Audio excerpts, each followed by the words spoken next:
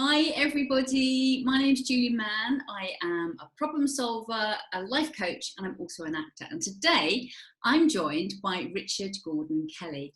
Hi Richard. Hello there, Julie. So nice Richard to see you is, again. and you, and I'm loving the scenery. Thank you. I'm just in the park in Brussels, opposite the palace. Which you live near, don't you? Yeah, it's good. Brilliant. So I know that you're a people manager, a leadership consultant, and also a performance coach, aren't you?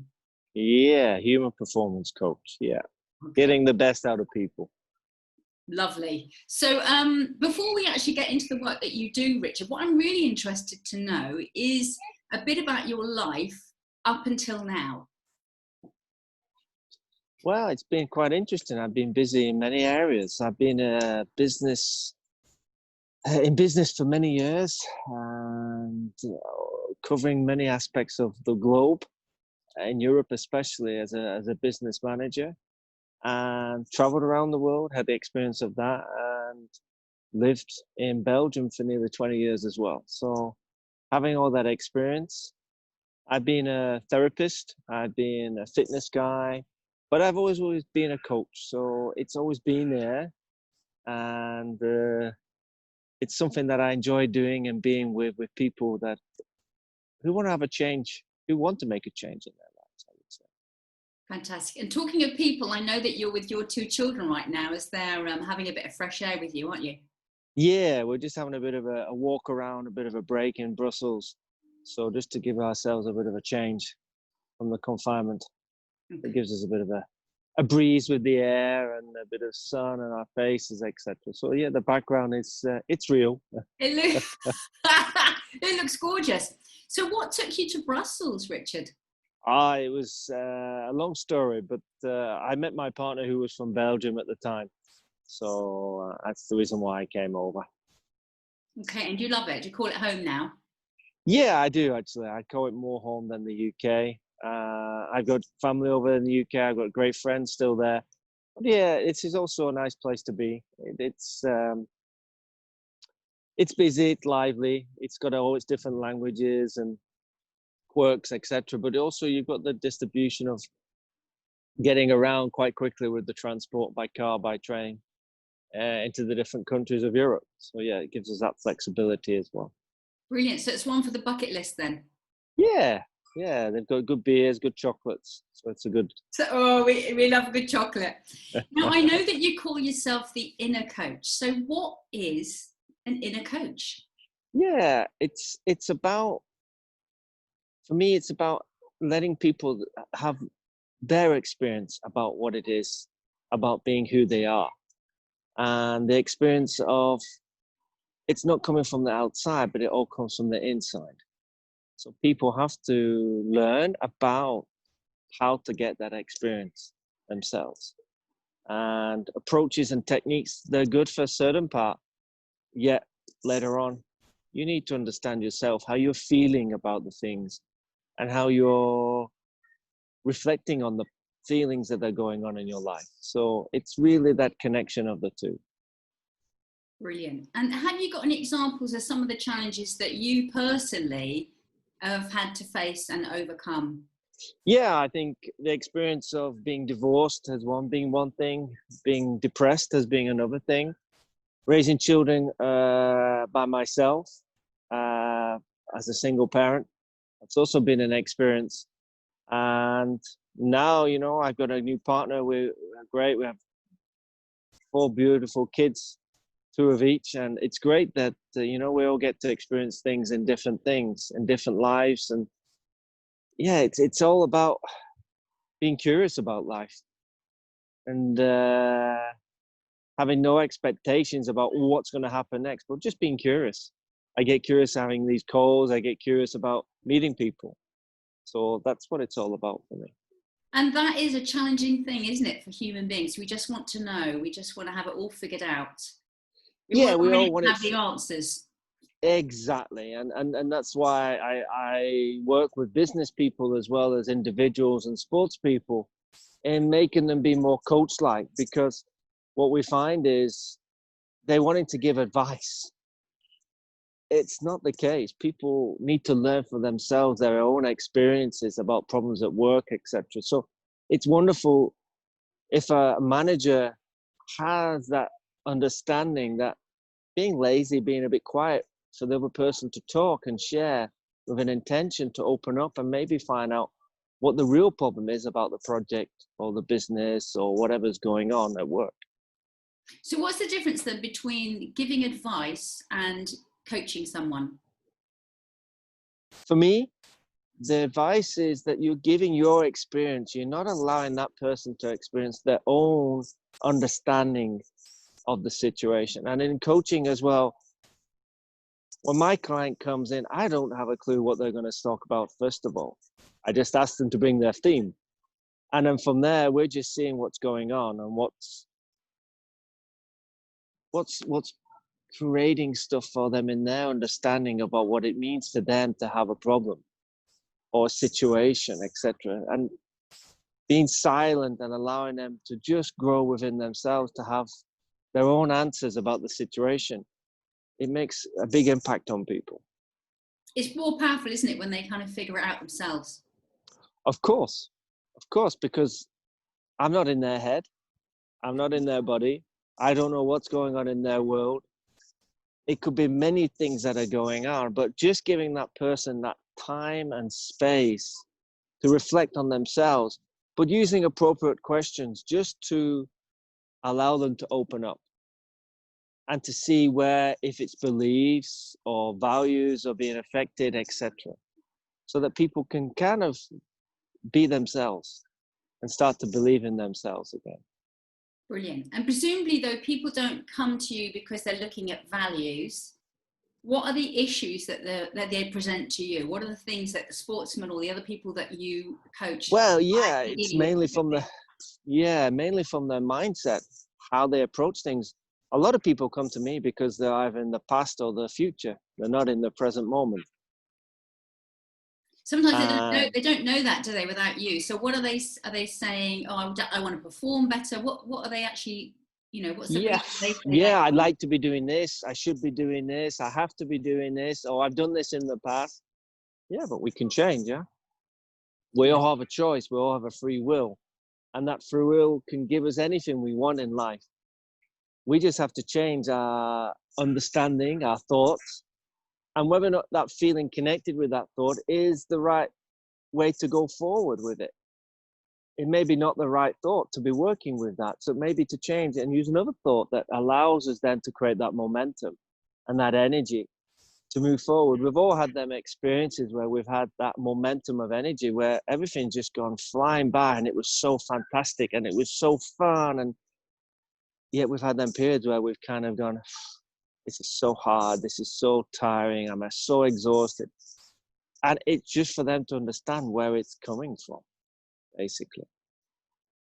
Brilliant. So if someone's listening and they're really maybe struggling with something right now, or they feel a little bit stuck, they feel perhaps that there's something's missing, or is there a simple tip or some advice that you might give someone just listening today, watching today, who might take that away and actually start to make a difference in their life?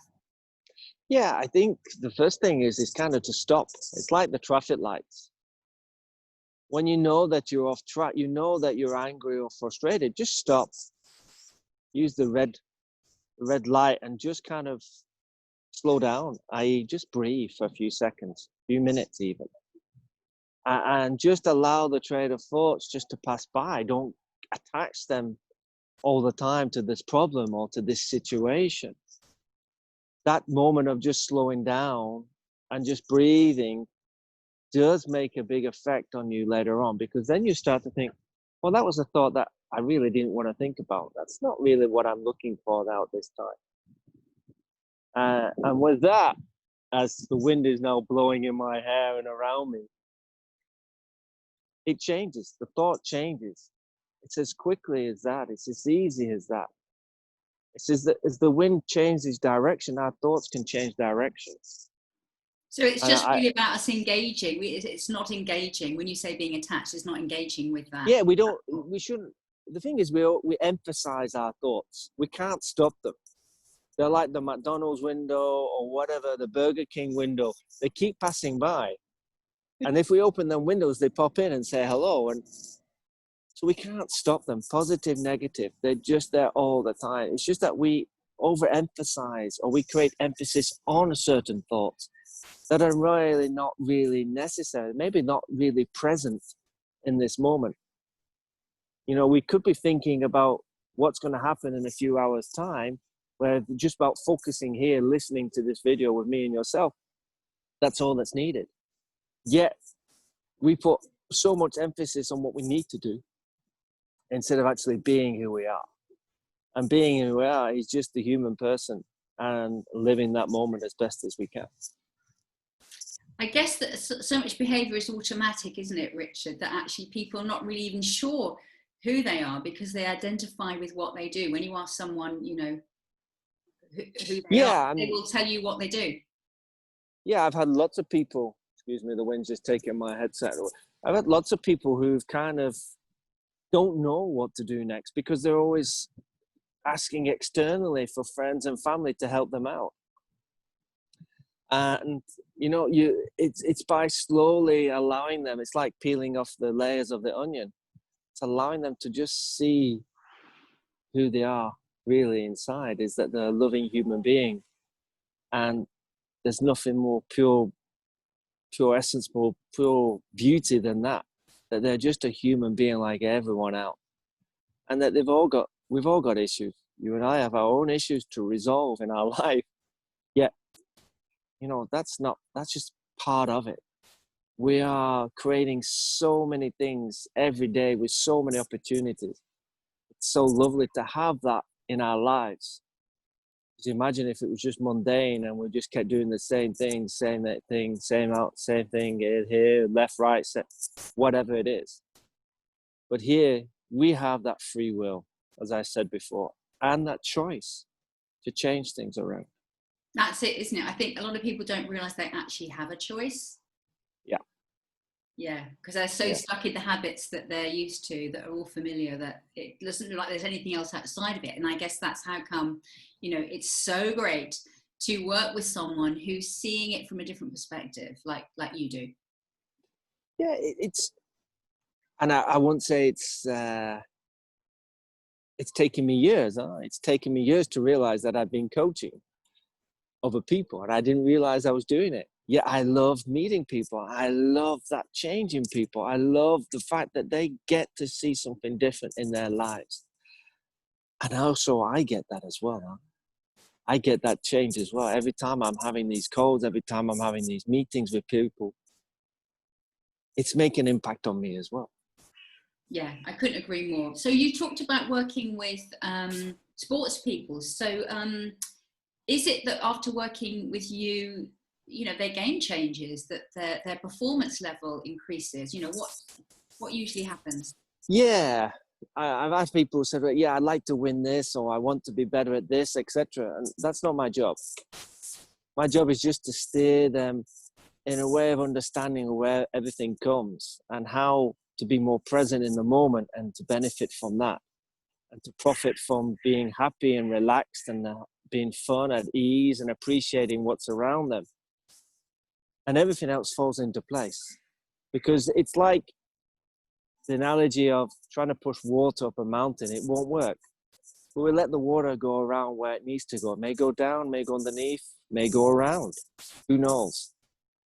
But if you take that with ease and fun, if you're doing sport or if you're in business even, it helps a lot to be more feeling that everything is okay in the moment and not think about what's going to be like in a few hours time or a few days time or in a few weeks or a few months or a few years. We create it now in the present moment. We create our future right now in this present moment. And once people get to understand where that comes from and how that relates to them and how it can help them in their sport, in their business, it makes a difference not only in their performance in general, but in everything they do.